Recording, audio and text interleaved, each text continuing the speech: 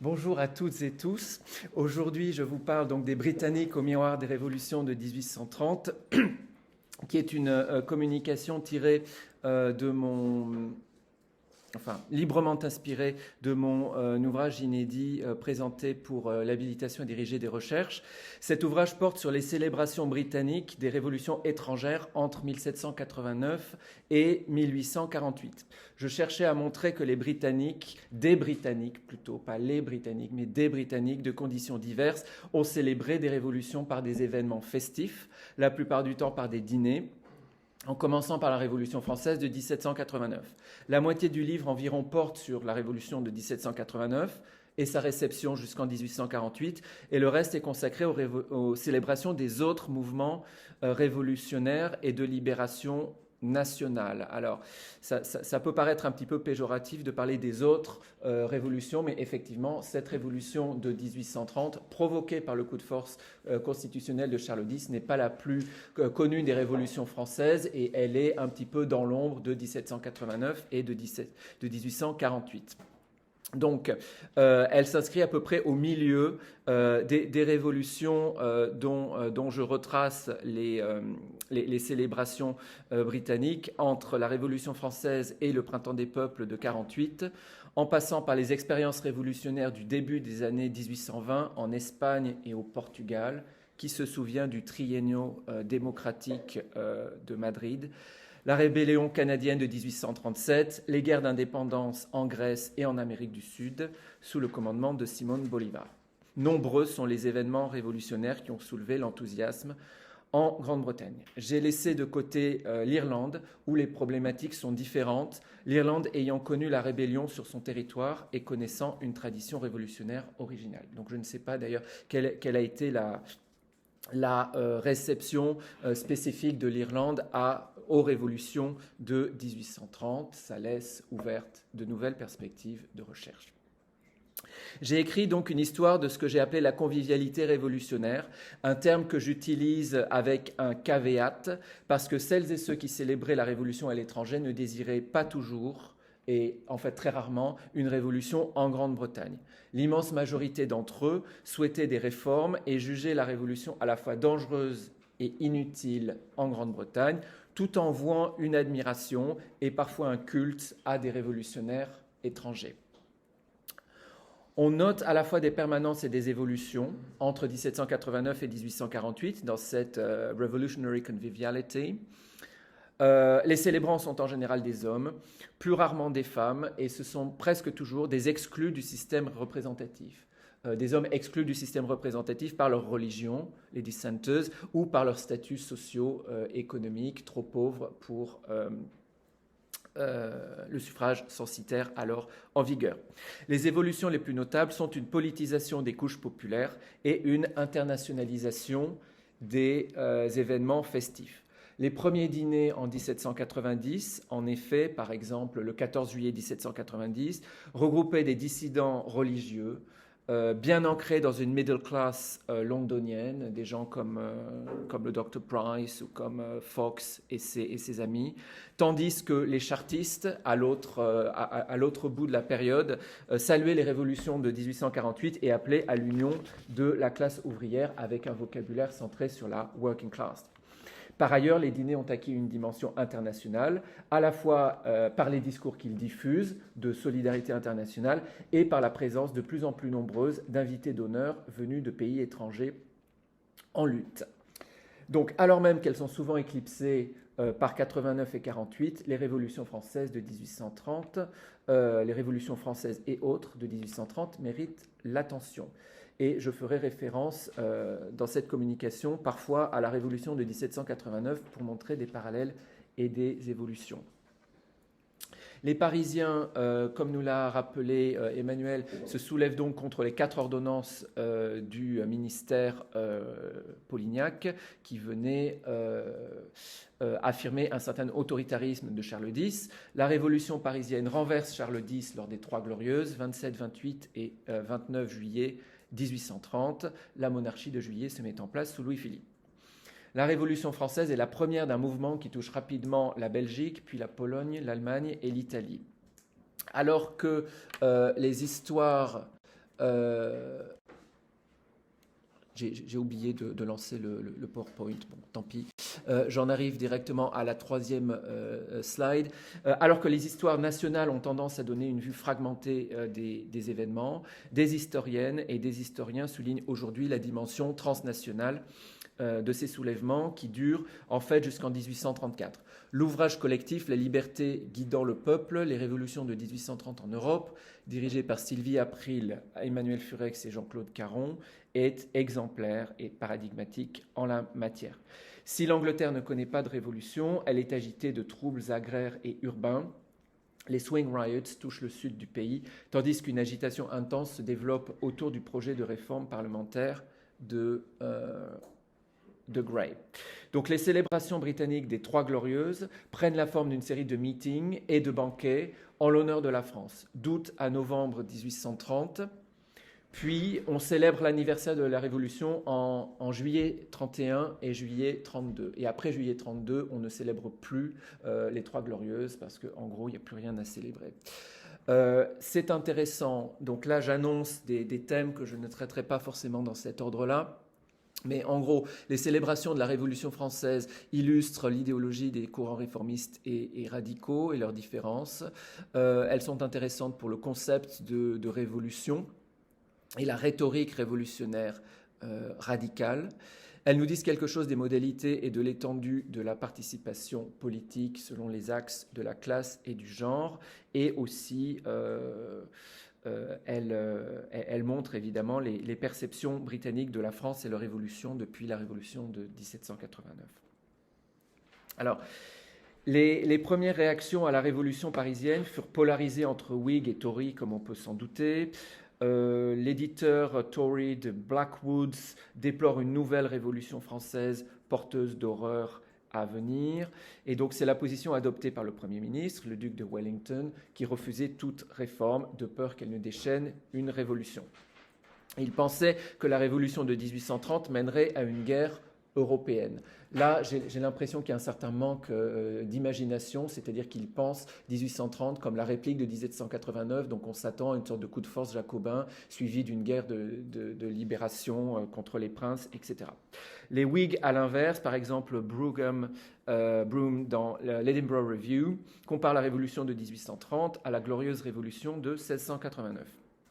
Cette attitude est assez similaire à celle des Whigs de 1790, qui pensaient qu'une révolution sans effusion de sang, une bloodless revolution, mettrait la France dans la voie empruntée par l'Angleterre un siècle avant, celle de la monarchie parlementaire. Donc le logiciel des Whigs a relativement peu évolué. Ils ont toujours cette espèce de complaisance vis-à-vis de l'héritage de la glorieuse révolution de 1688 et du parlementarisme que les Français vont suivre et imiter.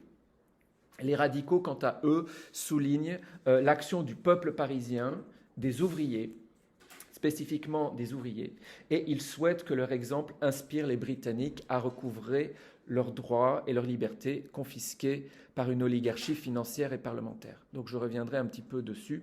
Mais les dîners et adresses envoyés à la France révèlent ces différences idéologiques. Chacun lit évidemment l'événement à travers son propre prisme idéologique anglais. Donc en août et septembre 1830, de nombreux meetings politiques ont lieu à Londres, dans les villes industrielles du nord de l'Angleterre et à Belfast.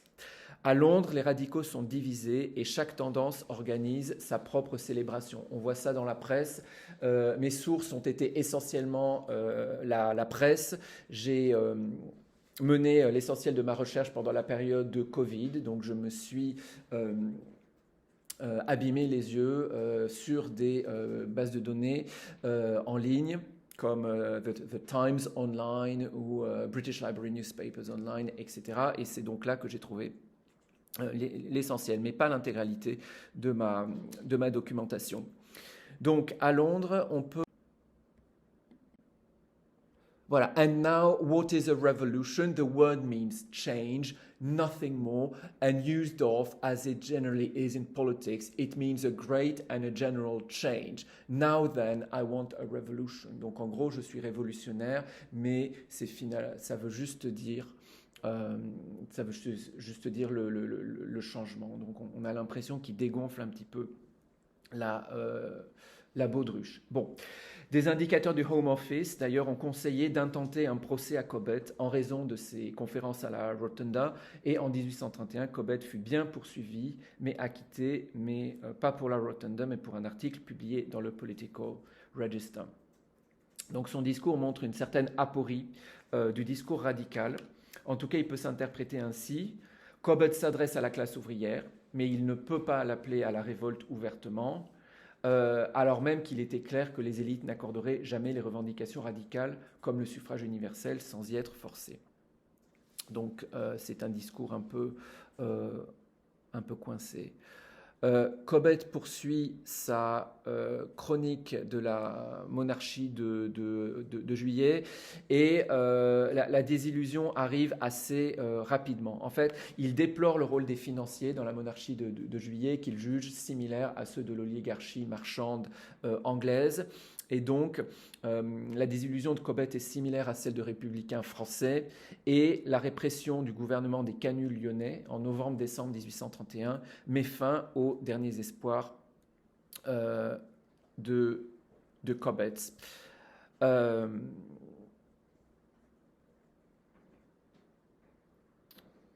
Voilà. Donc, il y a eu d'autres célébrations. Donc c'est surtout à ça que je me suis attaché dans mon inédit. D'autres célébrations dont la presse londonienne et provinciale fait état. Il ne semble pas y avoir eu d'interdiction de la part du gouvernement, nulle part, mais dans plusieurs localités, comme à Liverpool par exemple, les autorités municipales ont refusé la tenue des meetings. Donc dans beaucoup de villes, on a un conflit classique sur l'usage des espaces publics et la politisation des espaces publics, conflit que Katrina Navikas a retracé dans le cas du nord de l'Angleterre. Donc il y a des conflits rituels avec des meetings qui ne sont pas autorisés mais qui se tiennent quand même dans des positions donc de jeu de force locaux.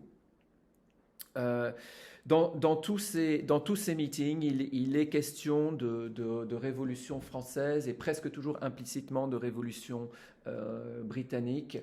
Par exemple, à Londres, lors d'un meeting de réformateurs Whig de Londres, le 17 août, le député MP Thomas Warburton alla jusqu'à imaginer une révolution britannique en parallèle à celle de Paris. Il évoque l'hypothèse ouvertement et il ose discuter des conditions de la légitimité de la révolte. Donc là, on sort en dehors des paramètres du whiggisme.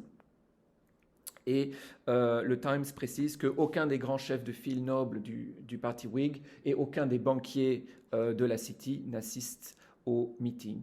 Ce qui souligne, à contrario, la réticence la prudence de la grande majorité des Whigs vis-à-vis de la Révolution française, mais il y a quelques voix isolées comme ça qui imaginent une conjoncture révolutionnaire et pas seulement chez les radicaux, également chez les Whigs.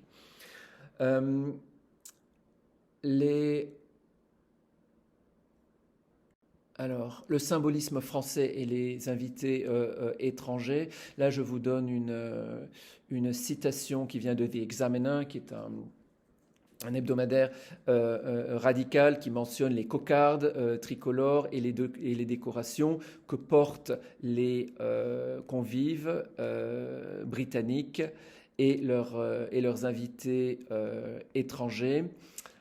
Le symbolisme tricolore qu'on trouve dans beaucoup d'objets de la vie quotidienne. Donc là, il y a tout un chantier qu'il faudrait ouvrir en fait sur le 19e siècle. C'est la culture matérielle de la politique qui a été beaucoup faite sur le 18e siècle à l'époque de Wilkes et même de la Révolution française, mais beaucoup moins à l'époque des années 1830 et de l'époque victorienne. Donc tous les objets de la politique dont on a un exemple intéressant ici. There were many foreigners present among Englishmen and strangers, but one feeling predominated throughout the entire of the proceedings. Donc là encore, à la fois l'internationalisme et l'unanimisme qui est tout à fait typique de ces meetings, qui votent des résolutions assez stéréotypées et assez similaires. Les meetings radicaux étaient socialement plus ouverts, accueillaient des femmes, donc des Français comme invités d'honneur et une place modeste faite aux femmes. À la Crown and Anchor, ils utilisaient la salle principale de la taverne qui contenait, je crois, 500 places et qui avait des galeries au-dessus de la salle principale. Donc les femmes étaient admises dans les galeries et on a des descriptions, pas vraiment des descriptions, mais plutôt des évocations très rapides où on mentionne ces femmes qui agitent des mouchoirs pendant que les hommes parlent en dessous. Voilà. Donc je vais peut-être avancer sur le rôle des femmes. Oui, on peut s'interroger sur la place des femmes comme des historiens et historiennes l'ont fait. On peut vraiment parler d'une occultation du rôle des femmes. Jutta Schwarzkopf a écrit sur les femmes chartistes. Matthew Roberts aussi les évoque dans ses ouvrages sur le chartisme. Et donc cette historiographie au sujet des femmes chartistes souligne que les sources écrites dont nous disposons sous-estiment le rôle des femmes. Je pense que c'est assez classique en histoire des femmes. Donc sous-estiment le rôle des femmes dans la préparation et la décoration des locaux. Donc il est très probable en fait que la préparation et la décoration des locaux, toutes ces cocardes, tout ce symbolisme, n'étaient pas en fait des tâches subalternes, mais elles impliquaient une certaine liberté de choix. Mais ça fait partie de ce qu'on ne voit pas du dîner. Et c'est l'un des grands biais des sources que je déplore, c'est-à-dire que mes sources sont essentiellement des articles de presse, c'est-à-dire par définition ce qui est public, et donc masculin. Bon, et donc masculin, c'est un peu un raccourci, mais en gros c'est ça. Donc les femmes apparaissent de façon très très fugace dans ces sources publiques qui sont plus ou moins des comptes rendus officiels des dîners, et ce qui se passe avant le dîner, tout ce rôle des femmes et autour du dîner est occulté. Donc la contribution des femmes est à peu près invisible à l'époque. Cependant, alors ça se voit par exemple dans le cas de Eliza Flower, qui est une compositrice qui a composé sur des paroles de Harriet Martineau le chant The March of the Unions que vous voyez ici. C'est un exemplaire qui se trouve à la British Library et qui est un chant classique mais anonyme des réunions radicales, qui a été chanté en particulier lors des Monster Meetings de juin 1832 au moment du vote final de la loi. Donc on chantait The Gathering of the Unions, chant anonyme, mais qui en fait a été composé par une femme sur des paroles d'une autre femme. Une seule femme sort du lot, c'est Eliza Shample Carlyle, la compagne de Richard Carlyle. Donc Richard Carlyle, celui qui a le bail de la Rotunda, cette espèce de ruche radicale où ont lieu tous ces meetings, toutes ces conférences, etc. Eliza Carlyle tient la librairie de Carlyle et le foyer lorsque Carlyle est en prison pour blasphème, ce qui arrive souvent, puisqu'il publie des parodies du Notre Père et du catéchisme, etc. Donc il est très souvent en prison et c'est elle qui tient le foyer. Le 1er août 1831, donc lors du premier anniversaire des Trois Glorieuses, lorsque Carlyle, donc des radicaux, célèbre donc le premier anniversaire du soulèvement parisien à Copenhagen Fields, qui est un lieu de rassemblement des radicaux depuis les années 1790 et même un peu avant, je crois. Et Eliza Shample prend alors la parole, et c'est mentionné dans la presse, ce qui est vraiment rare.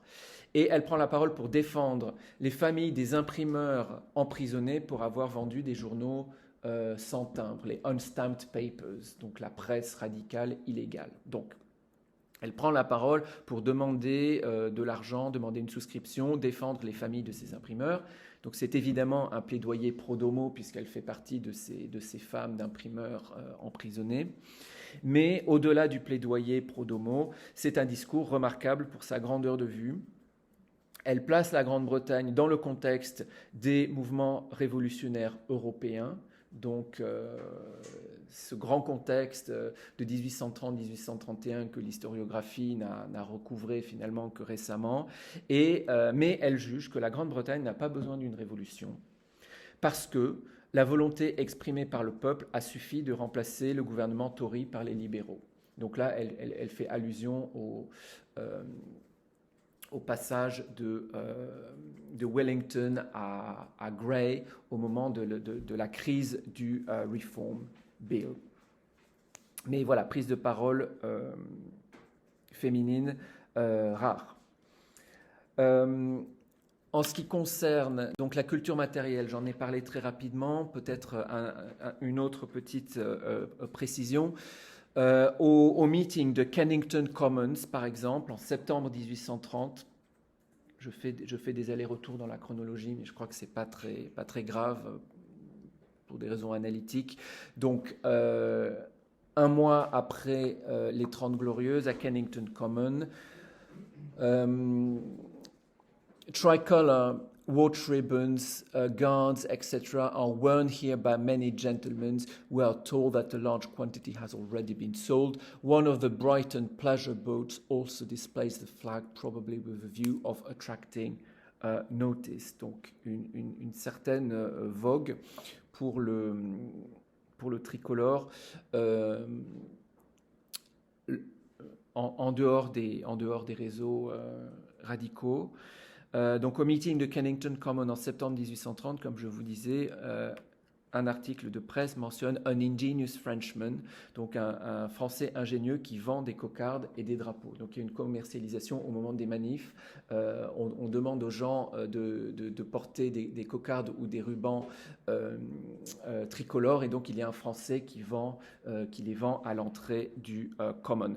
Mais lors du second anniversaire de la Révolution en août 1832, l'imprimeur Hetherington vend lui-même à prix coûtant les rubans que les participants devaient porter. Donc il y a le dress code, mais là l'organisateur prévoit lui-même la vente à prix coûtant des rubans. Donc il y a l'idée qu'on ne fait pas de profit sur le militantisme révolutionnaire et qu'on essaye aussi de rendre le meeting accessible à tous, au plus de monde possible.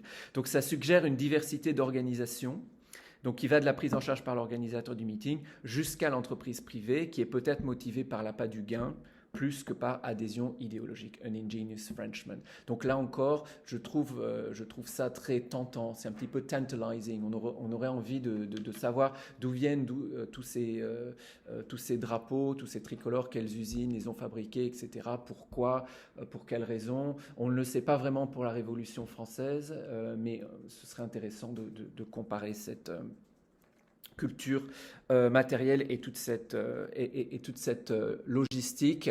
Un autre exemple dont je ne sais pas s'il est réel ou fictionnel, mais c'est un enterrement républicain en 1832, un petit entrefilé qu'on trouve dans le Cosmopolite en septembre 1832. Joseph Pitkin, un certain Joseph Pitkin, présenté comme a real Republican, qui a été enterré by the members of the Union of the Working Classes of the Tower Hamlets, et tout est tricolore. Donc une bannière tricolore, un petit drapeau tricolore sur le cercueil, etc. Les porteurs du cercueil portent des chapeaux blancs. Donc ça, c'est le symbole du radicalisme chez Cobbett. C'est une allusion à Cobbett, et des bannières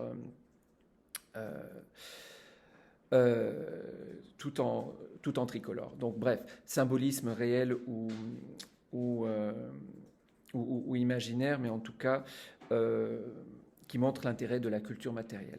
Alors, j'aimerais passer de la culture matérielle à l'iconographie pour montrer une médiation franco-britannique par le biais de la caricature. Donc, un entrepreneur londonien, Charles Tilts, a joué un rôle particulier. C'est lui, en tout cas, qui a publié des caricatures de la Révolution française de 1830 pour le plus grand plaisir du public anglais. Donc, j'ai fait des recherches à la BNF, on en trouve à la BNF, on en trouve à la British Library, mais j'imagine qu'il y a beaucoup de caricatures qui existaient sous forme de feuilles volantes ou en format individuel qui ont peut-être été perdues, mais en tout cas, il y a eu des recueils. Tilt ouvre sa librairie en 1820.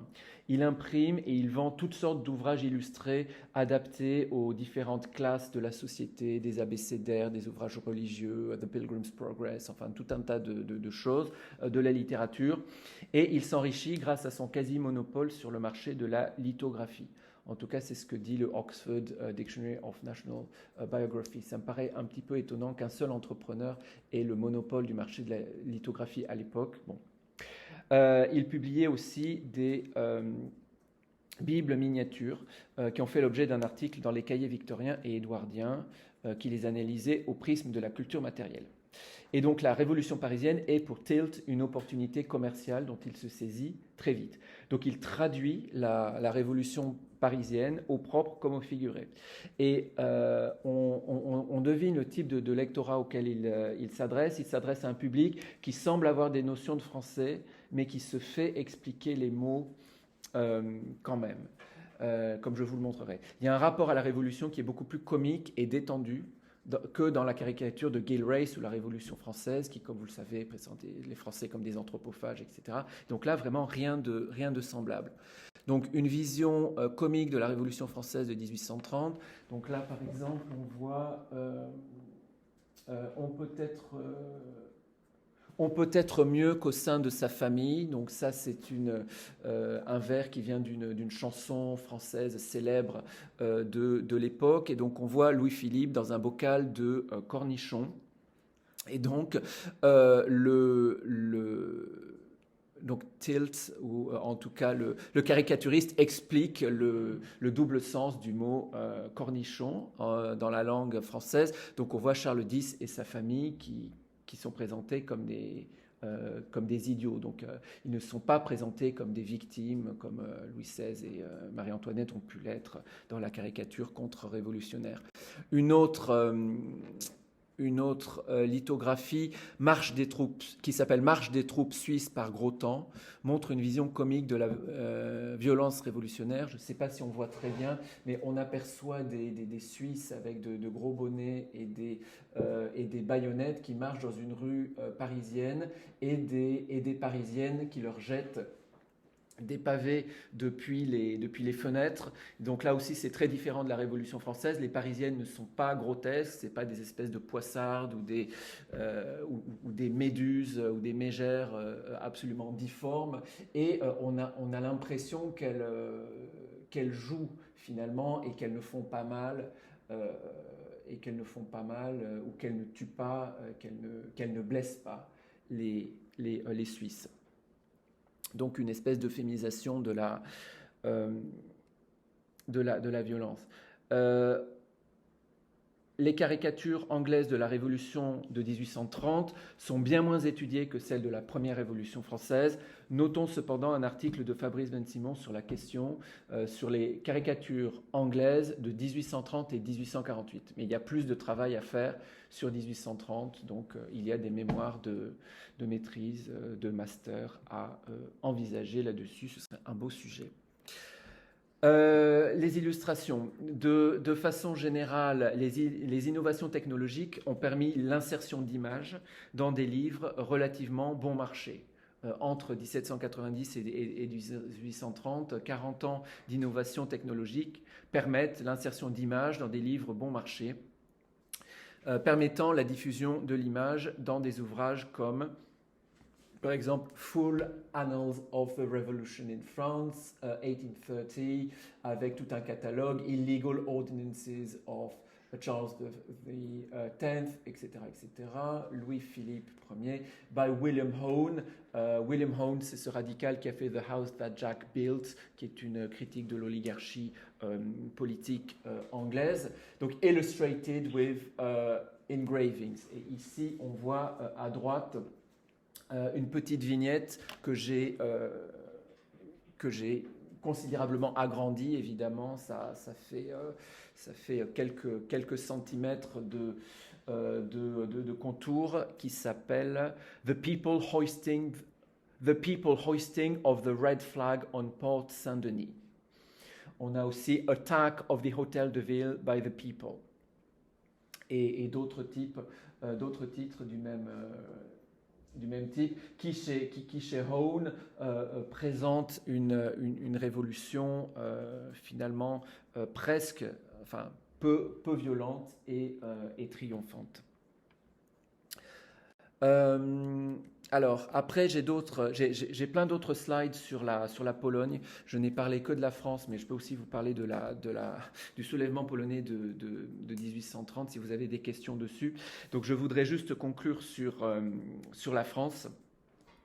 Donc, les célébrations de la Révolution française, les célébrations britanniques de la Révolution française, mais aussi les célébrations britanniques du soulèvement polonais de 1830, me semblent donner du poids aux arguments de Roland Quinault, qui sont déjà un peu anciens, qui datent de 1992, selon lequel l'Angleterre s'est habituée à la Révolution et le changement violent et soudain a perdu de sa menace et de son urgence, ce qui a pu un petit peu débloquer psychologiquement la voie vers la réforme. Bon, la Révolution devient presque respectable, alors que la Révolution française de 1789 et surtout de 93 ne l'était pas du tout pour l'immense majorité des Britanniques.